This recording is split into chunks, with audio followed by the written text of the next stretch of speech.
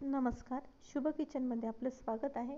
आज आपण बनवणार आहे कच्च्या पपईपासून चेरी म्हणजेच टूटी फ्रुटी, जी आपण पानामध्ये रेग्युलर खातो आणि पानपट्टीवर अशा वेगवेगळ्या कलरमध्ये मिळते.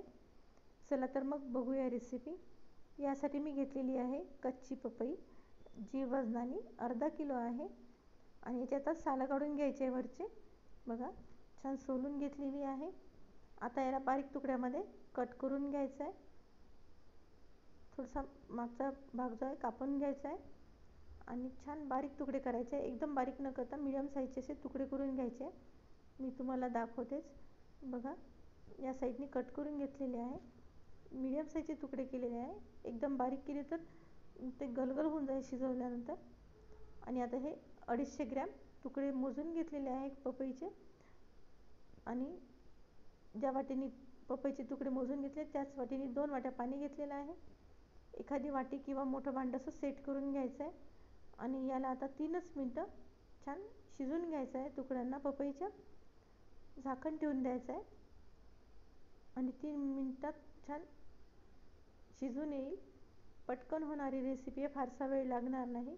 बघा, छान उकळी आलेली आहे. 3 मिनटं पूर्ण झालेले आहे. आता याला चेक करून घ्यायचं आहे.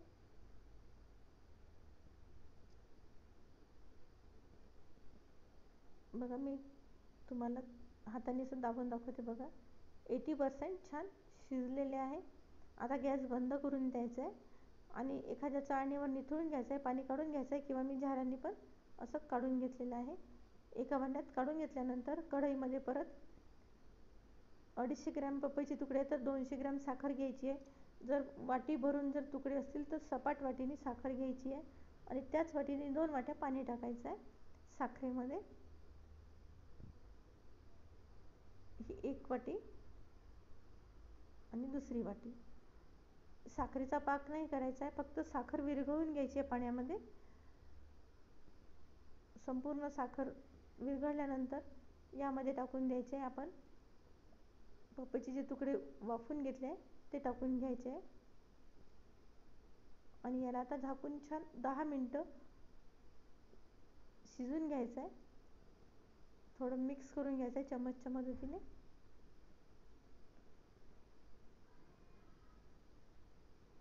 आणि मीडियम फ्लेमवर 10 मिनटं छान शिजू द्यायचं आहे.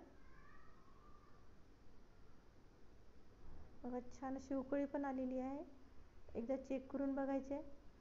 बघा, हाताने सहजच छान मॅश होते. एकदम गलगल नाही करायचे, थोडे दाखड कच्चे ठेवायचे. आणि आता एका वाटीमध्ये काढून घेतलेले आहे मी. याच्यातलं जे पाणी आहे ते काढून घेतलं आहे साखरेचं आणि थंड झाल्यानंतर यामध्ये टाकून घ्यायचं आपल्याला. जे तुमच्याकडे इसेन्स असेल ते टाकलं तरी चालेल. बघा, अर्धा चम्मच इसेन्स टाकून घ्यायचं आहे. थोडं कमी वाटते म्हणून मी थोडं परत टाकत आहे किंचित. बघा, इसेन्स टाकल्यानंतर छान मिक्स करून घ्यायचं आहे एका चम्मचच्या मदतीने. चवीला एकदम मार्केटसारखे लागतील अशी छान कच्च्या पपईची रेसिपी आहे. छोटे मुलं आवडीने खातात म्हणून घरची असलेली एकदम चांगली राहील. आणि आता मिक्स केल्यानंतर वेगवेगळ्या 3 वाट्यामध्ये मी कलर टाकून घेते.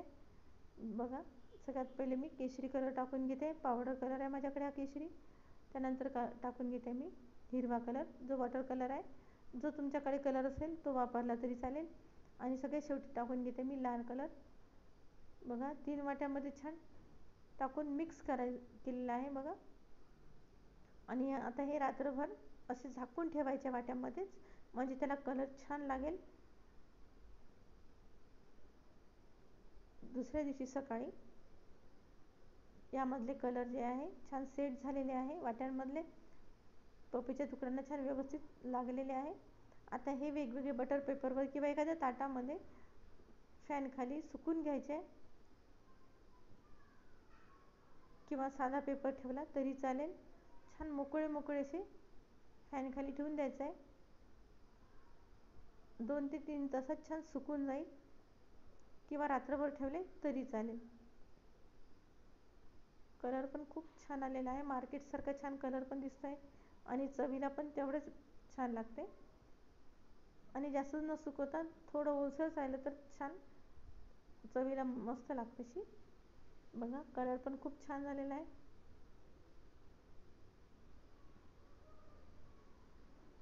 व्यवस्थित मोकळं असं छान फॅन खाली सुकून घ्यायचं आहे.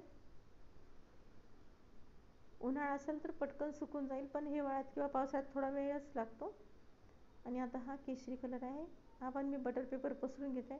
बटर पेपरवर टाकल्यामुळे पटकन सुकून येईल आणि वाळायला पटकन अशी मदत होईल. बटर पेपर जर नसेल तर तुम्ही साध्या पेपरवर टाकलं तरी चालेल. व्हिडिओ आवडल्यास नक्की लाईक करा, शेअर करा आणि सबस्क्राईब करायला विसरू नका. बघा छान सुकलेले आहे. आता मी एका डिशमध्ये तुम्हाला काढून दाखवते आहे.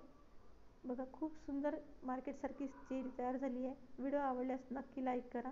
धन्यवाद.